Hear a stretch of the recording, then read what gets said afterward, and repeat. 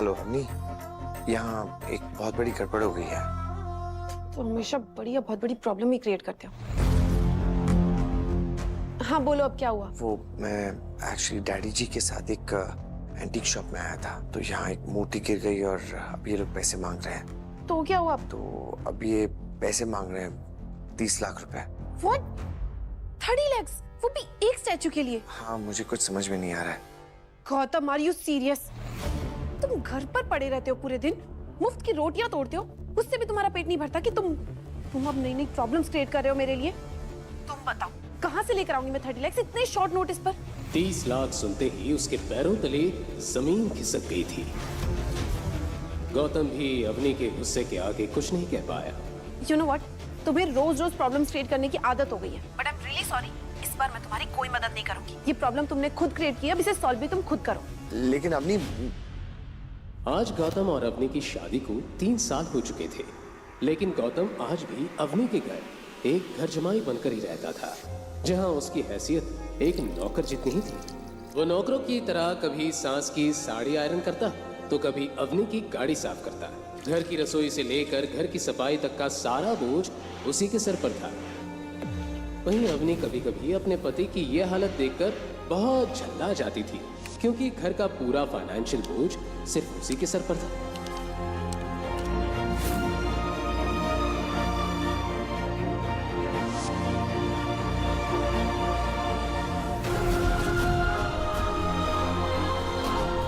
लेकिन अम्मी, ये स्टैचू पापा के हाथ से टूटा है, इसमें मेरी क्या गलती है? मुझे समझाने का मौका तो दिया होता, बिना मेरी बात सुने फोन काट दिया तुमने।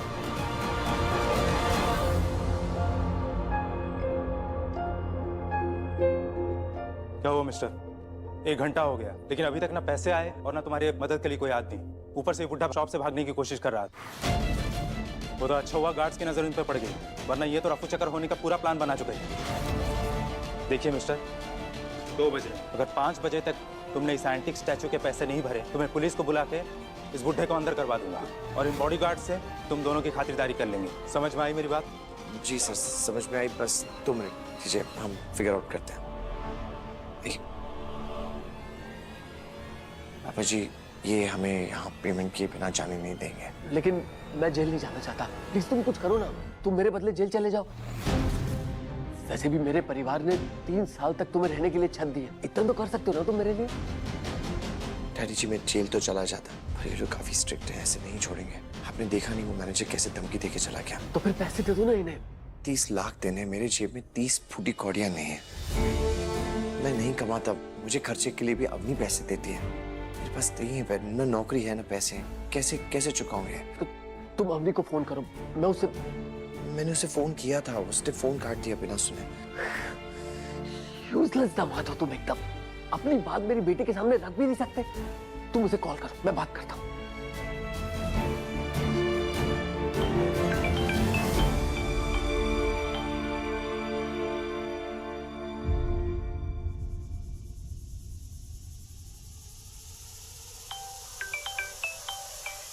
Gautam, are you mad? मैंने कहा ना मुझे काम के टाइम डिस्टर्ब मत किया करो। अब दोबारा कॉल किया ना तो बेटा, मैं डैडी बोल रहा हूँ।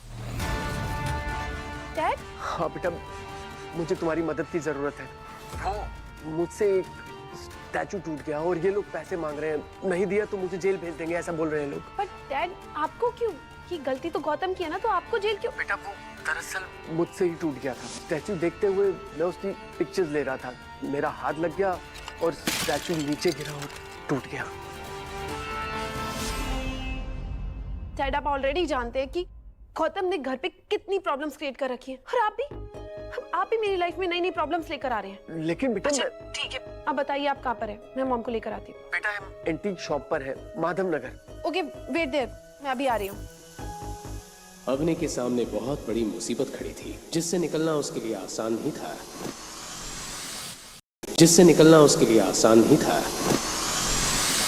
दरअसल अवनी के पिता अनिल सिंह जोधपुर के अमीर परिवारों में से एक थे, लेकिन अनिल की मां गायत्री देवी हमेशा से ही गौतम और अवनी की शादी के खिलाफ थी। 3 साल पहले अवनी के दादाजी हिम्मत अग्रवाल गौतम से पुष्कर में टकराए थे, और गौतम को पहचानते ही उन्होंने अपनी फेवरेट पोती अवनी के लिए उसे पसंद कर लिया।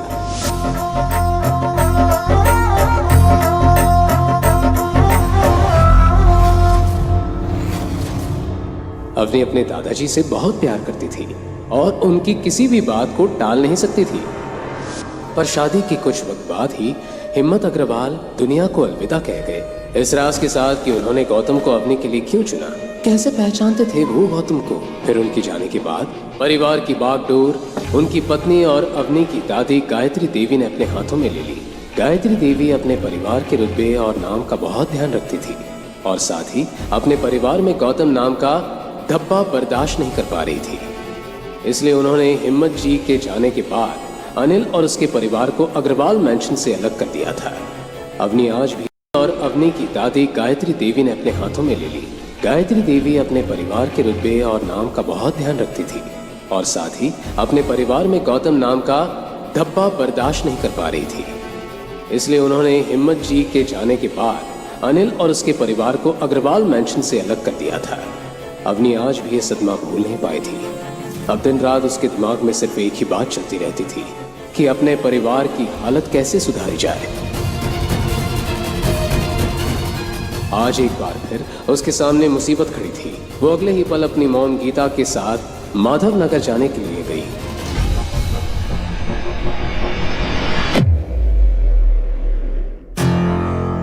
डैड, अब ठीक तो है ना? ये सब हुआ कैसे? अब दोनों इतनी महंगी दुकान में घर क्या रहे थे? वो एक्चुअली हम लोग यहाँ से गुजर रहे थे तो डैडी जी को यहाँ पे ये सब देखने का मन किया, इसलिए हम अंदर आ गए। और फिर एज यूजुअल तुम ये काम भी ढंग से नहीं कर पाए, और अगर इनका स्टैचू देखने का इतना मन था ना तो तुम संभाल लेते ना। लेकिन मम्मी जी मैं इसमें क्या कर सकता था? मैंने तो डैडी जी को बोला पर उन्होंने कहा और तुमने मान लिया। तुम कब से इतने आज्ञाकारी बन गए? मॉम, ये सारी बातें तो हम बाद में भी कर सकते हैं ना। अभी के लिए जो इम्पोर्टेंट है हमें उसके बारे में सोचना चाहिए।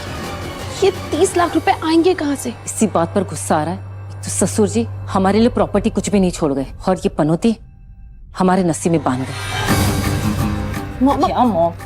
तो इस स्टैचू के लिए मैं अपना घर और अपनी कार बेच दूं और सड़क पे आ जाऊं? और वैसे भी इसे बेचने से भी इतने पैसे नहीं आने। सभी प्रॉब्लम का हल ढूंढने के लिए सोच में पड़ गए। टाइम निकलता जा रहा था। वहीं दूसरी तरफ मैनेजर की नजर बराबर अनिल पर ही थी। उसने पैसे मिलने की उम्मीद छोड़ दी थी और कमिश्नर साहब को इन्फॉर्म कर दिया और 3 घंटे पूरे होने का वेट करने लगा। डैड, मैं दादी सर से मदद मांग कर देखूं। उनके जितने भी पैसे होंगे ना मैं धीरे धीरे कर लौटा दूंगी। पर अवनी, दादी साहब तुम्हारी मदद नहीं करेगी, और तुम्हें पता है इसकी वजह क्या है? पर मॉम, एक बार बात करने में हर्ज ही क्या है? मैं कॉल करती हूँ।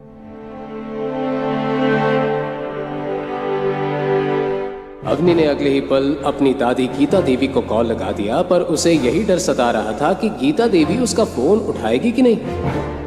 हाँ दादी साहब, मैं अरे तुम्हारा नंबर मेरे पास है, बोलो क्या काम है? गीता देवी बड़े ध्यान से उसकी बात सुन रही थी।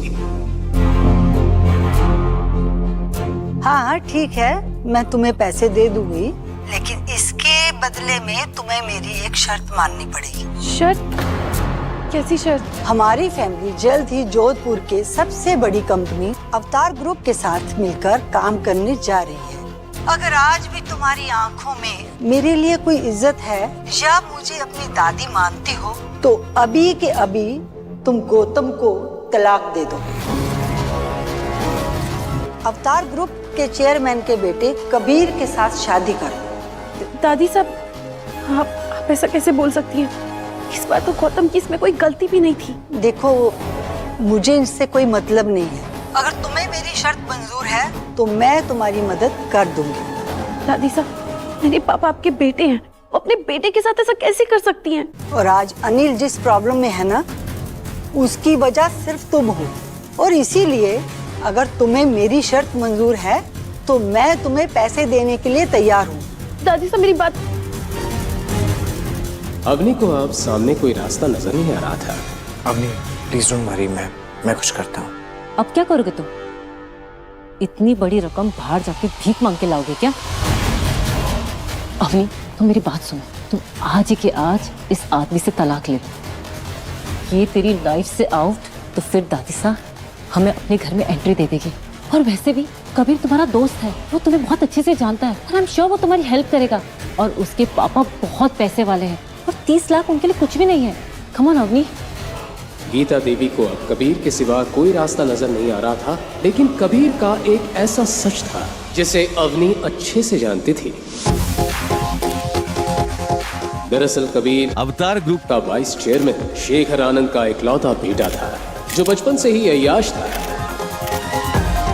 लड़कियां उसकी कमजोरी थी, इसलिए हर तीसरे चौथे दिन कोई ना कोई नई लड़की उसका शिकार हो जाती थी। यूं तो उसके ऊपर बहुत सारे केस भी हुए, लेकिन शेखर आनंद के रुतबे और पैसे के आगे किसी पुलिस वाले की भी नहीं चली। कबीर ने कई बार अवनी पर भी अपने हाथ आजमाने की कोशिश की थी। वो कॉलेज में भी अवनी के आगे पीछे ही घूमता रहता था, लेकिन अवनी ने कभी उसे घास तक नहीं डाली थी। वहीं दूसरी तरफ गौतम, जो अब तक शांत था, कबीर का नाम सुनते ही गुस्से में आ गया, लेकिन इस वक्त कोई उसकी बात सुनने को तैयार नहीं था। वो तुरंत अपना फोन निकालकर शोरूम से बाहर चला गया। शोरूम के बाहर जाते ही उसने मोबाइल में एक नंबर डायल कर लिया। जैसे जैसे उसे फोन की रिंग सुनाई दे रही थी, वैसे वैसे उसकी धड़कनें तेज होती जा रही थी। मुंशी जी, अम्मा खड़ी होको। क्या अवनी अपने परिवार को इस मुसीबत से निकाल पाएगी?